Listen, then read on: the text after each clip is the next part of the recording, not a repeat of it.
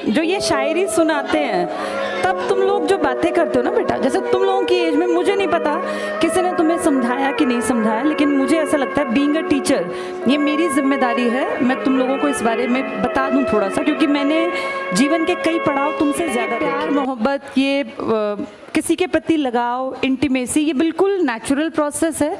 इसमें ऐसा नहीं है कि सिर्फ तुम ही इस उम्र से गुजर रहे हो, तुम्हारे पेरेंट्स, तुम्हारे दादा दादी, हम, अब अगली पीढ़ी तुम, ये एक एहसास है। लेकिन ये खूबसूरत एहसास बेटा कई लोग बहुत गलत तरीके से सोसाइटी में पेश करते हैं। जैसे इंटीमेसी होना, किसी के प्रति लगाव होना, किसी को हम बहुत ज़्यादा पसंद करते हैं, ये खूबसूरती भरे एहसास हैं। और जिसके अंदर प्यार है ना, वो कभी गलत नहीं चल सकता बेटा, जिसको हम रियल में प्यार कहते हैं। प्यार का मतलब ये नहीं कि आप किसी के प्रति फिजिकली एक अट्रैक्शन फील कर रहे हैं। प्यार का मतलब है आप उस इंसान की खूबसूरती को महसूस कर रहे हैं और आप उसको एक अच्छा इंसान बनने में मदद कर रहे हैं। इंसान का मतलब होता है मानवता के लिए जीना, समाज के लिए कुछ बेहतर करना। तो असली प्यार वो है जो आपको आपका बेहतर वर्जन बना दे। आप जिस काबिल हैं, हर आदमी के अंदर ना कोई काबिलियत है। कोई भी लड़की किसी लड़के की लाइफ में अगर है, या किसी लड़की की लाइफ में कोई लड़का है, तो बेटा वो सही है या गलत, इस बात का अंदाज़ा इस चीज़ से लगाया करो कि उसके आने से तुम्हारे जीवन में क्या प्रभाव पड़ेगा। वो अगर तुम्हें गलत रास्ता दिखा रहा है या दिखा रही है, क्योंकि आजकल ये प्रॉब्लम सिर्फ लड़कों की नहीं है बेटा, कितने ही लड़के भी बेचारे इस तरह के गलत रिलेशंस का प्रभाव ये पड़ता है कि उन बेचारों की लाइफ स्पॉइल हो जाती है। मैं तो तुम दोनों के कैरेक्टर में दोनों को जज कर सकती हूँ। ये लड़कियों की भी जिम्मेदारी है बेटा, किसी के इमोशंस के साथ खेलना नहीं होता। किसी रिलेशन में अगर तुम आओ तो इस बात को मानो बेटा। अब देखो, बातचीत नहीं करो, ये बातें तुम्हारे माँ बाप कभी नहीं समझाएंगे जो गलत है।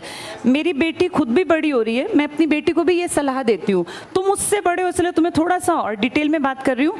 अपना जीवन साथी अपनी मर्जी से चुनना कतई गलत नहीं है। ये मैं तब कह रही हूँ जब मैं खुद एक बेटी की माँ हूँ, और ये मैं उसको भी कहती हूँ कि बेटा अपने आप को काबिल बनाना, इस काबिल बनाना कि अगर तुमसे ज़िंदगी में गलती हो भी जाए, कई बार ऐसा नहीं है, ऐसा बिल्कुल नहीं है कि इंसान गलती नहीं करता, हर इंसान गलती करता है। और बहुत पढ़े लिखे काबिल लोग भी कई बार जीवन साथी गलत चूज़ कर लेते हैं। तो इसका ये मतलब नहीं कि अपनी ज़िंदगी को नरक बना के काट दें, लेकिन जब आप अपने जीवन साथी का चयन करें तो इस बात का ध्यान रखें कि ये ज़िंदगी सिर्फ 2 दिन की नहीं है।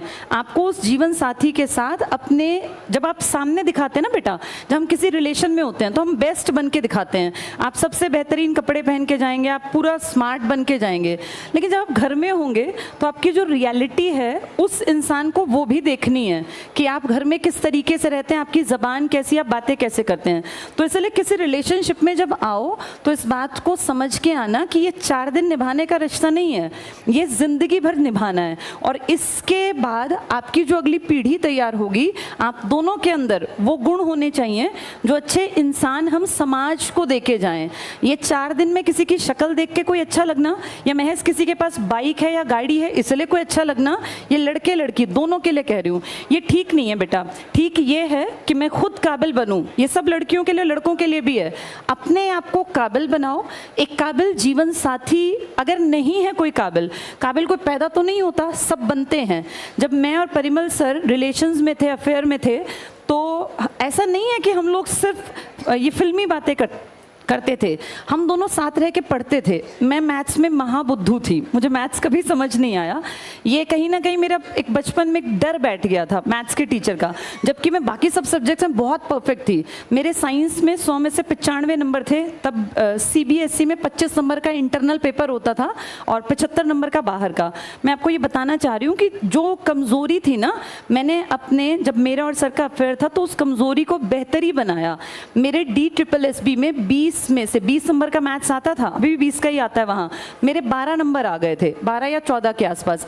मतलब जो लड़की 0 थी मैथ्स में, और मैं कभी मैथ्स करके ही नहीं आती थी, मुझे लगता था इसमें मुझे कुछ नहीं आना, उसमें मैंने अपने अफेयर के दौरान इतनी इम्प्रूवमेंट की कि मैं उस 0 से और 20 में से 12 या 14 तक पहुँच गई।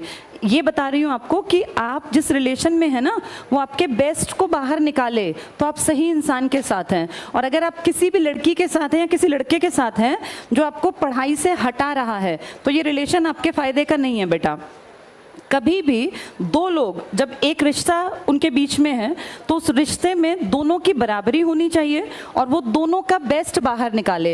ये लड़कों के लिए भी है बेटा। कई बार मैं देखती हूँ इस तरह के केसेस बहुत नॉर्मल है जिसमें लड़कियां जो हैं लड़कों का गलत तरीके से इस्तेमाल करती हैं, गिफ्ट्स लेती हैं, पैसे ले लेती हैं। मैं सिर्फ लड़कियों की बदनामी नहीं कर रही हूँ, लेकिन ऐसा भी है। ये तुम्हें भी देखना पड़ेगा कि हम जिस लड़की के साथ, और बेटा ये ना टाइम पास की चीज़ें नहीं होती, ज़िंदगी बार बार नहीं मिलती। ये 20 से लेके और 25 साल तक आपका करियर बिल्डिंग का भी टाइम होता है मेन, और इसी टाइम पे एक नेचुरल प्रोसेस है, आपको ऑपोजिट जो भी होगा वो पसंद भी आएगा।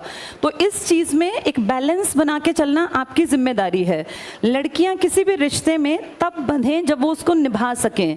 ऐसा ना हो आप किसी के साथ बहुत ज़्यादा इंटीमेसी में है, रिलेशन में है, फिर जब आपको एक स्टेज पे आके आप कहें कि नहीं मुझे अपने पेरेंट्स के अकॉर्डिंग चलना पड़ेगा। पेरेंट्स के अकॉर्डिंग चलने में बुराई नहीं है, पर बेटा किसी भी रिश्ते में किसी को इतना हद तक इन्वॉल्व ना करना जिससे उसके परिवार का जीवन तबाह हो। कई बार ऐसा सुनने में आता है किसी लड़के ने सुसाइड कर लिया। किसी लड़की के लिए मरने की किसी को ज़रूरत नहीं है, ना ही किसी, लड़कियां वैसे मरती भी नहीं है, लड़के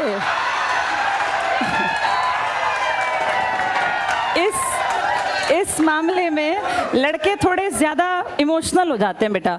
जैसे कई बार हम सोचते हैं कि लड़कियां इमोशनल हैं, लड़के भी बहुत इमोशनल होते हैं। और मैंने तो लड़कों को अपने लाइफ में हर रूप में देखा, पिता के रूप में, भाई के रूप में, हस्बैंड के रूप में, बेटे के रूप में। इसलिए मैं बता रही हूँ कि किसी के इमोशंस के साथ खिलवाड़ नहीं करना चाहिए। पहले ये कहानी सिर्फ लड़कों के बाट पर थी कि लड़के ऐसा करते हैं, लेकिन आज हम देखते हैं बहुत सारे रिलेशंस में लड़कियां भी गलत हैं। ये सबको मिलके समझना है। एक खूबसूरत रिश्ता वो है जिसमें बराबरी का एहसास हो, कोई किसी को बेवकूफ़ ना बनाए बेटा। ये विश्वास पे टिकती हैं चीज़ें, और ट्रस्ट दोबारा नहीं पैदा होता। किसी भी इंसान पे दोबारा ट्रस्ट नहीं होगा। जहाँ फेथ नहीं है वहाँ रिलेशंस नहीं बनाने चाहिए, वहाँ रिश्ते आगे नहीं बढ़ाने चाहिए। रिश्ता सबसे खूबसूरत वो है जो आपके बेस्ट को बाहर निकाले। अगर आपको कोई पढ़ाई से रोकता है, कोई आपको ये कहे कि चलो चैटिंग कर लेते हैं, पढ़ाई बाद में हो जाएगी, तो वो तो ये सोचो तुम्हें पीछे ले गया वो, चाहे वो लड़का है चाहे लड़की है।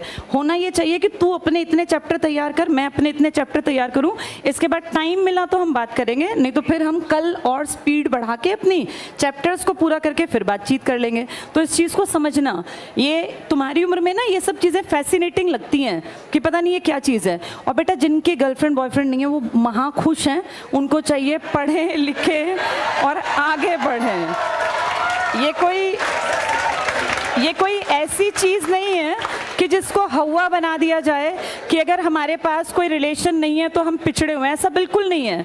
और ईश्वर ने ना आपके लिए जिसको चुना है वो आपको अपने आप मिल जाना है। बस आप अपने लक्ष्य पे फोकस रखो कि पढ़ना है, लिखना है, काबिल बनना है। All the best.